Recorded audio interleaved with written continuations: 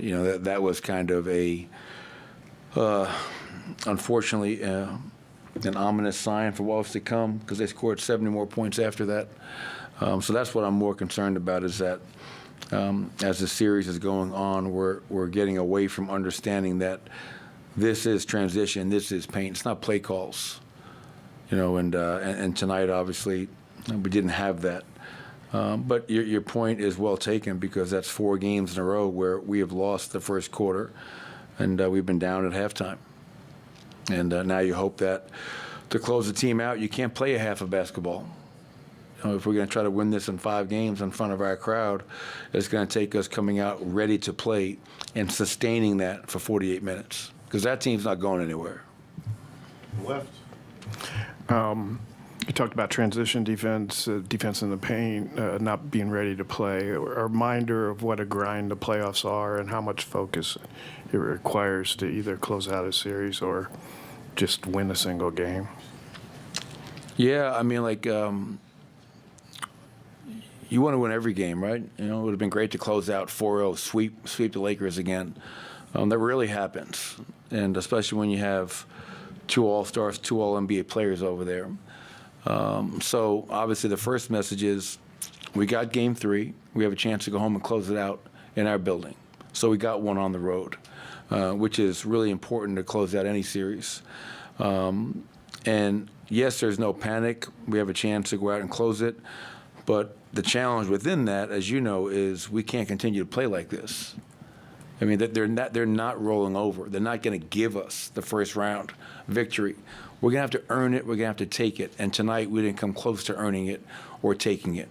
And that's why we got beat. That's a talented team over there. And they play with more desperation. They play with more urgency and more physicality.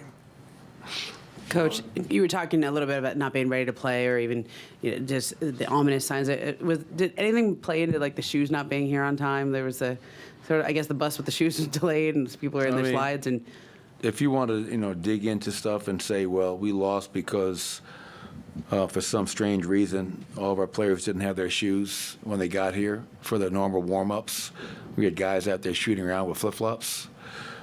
Is that ideal? No, but I'm not an excuse guy, and I'm not going to point to the reason we got our butts kicked in the paint because shoes weren't here. I think that's a reach, personally. Is it ideal? No, and hopefully we can figure out and make sure that never happens again.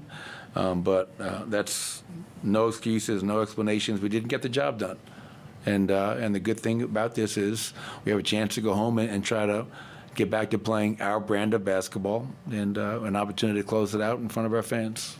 That's 2 right up there on the TV. Coach, you said you sound like a broken record, you know, transition points, points in the paint, all those things. How frustrating is it to having to keep saying that over and over again in these timeouts, you know, maybe back-to-back games or in every game so far?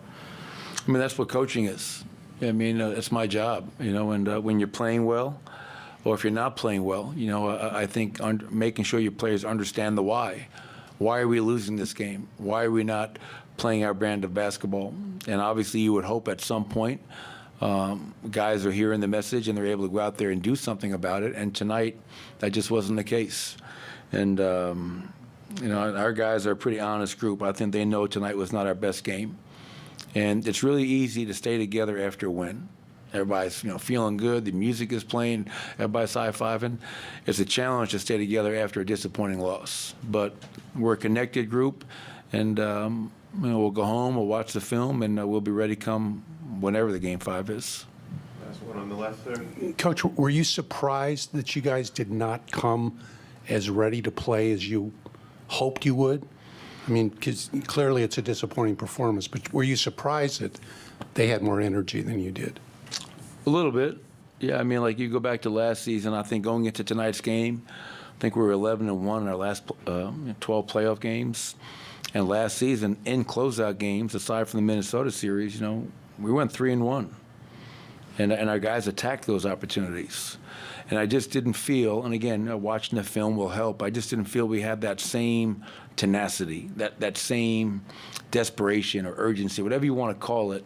I just didn't think we had it, you know, for long enough stretches. You know, we cut it to 7, like Vinny mentioned earlier, but You know, it was like too few and far between, and that can't be the case. Like, we have to leave it all out there. If you play 42 minutes, you play 10 minutes. Go out there and leave it all out there, and when you do that, good things usually happen. Thanks, everybody. Appreciate it.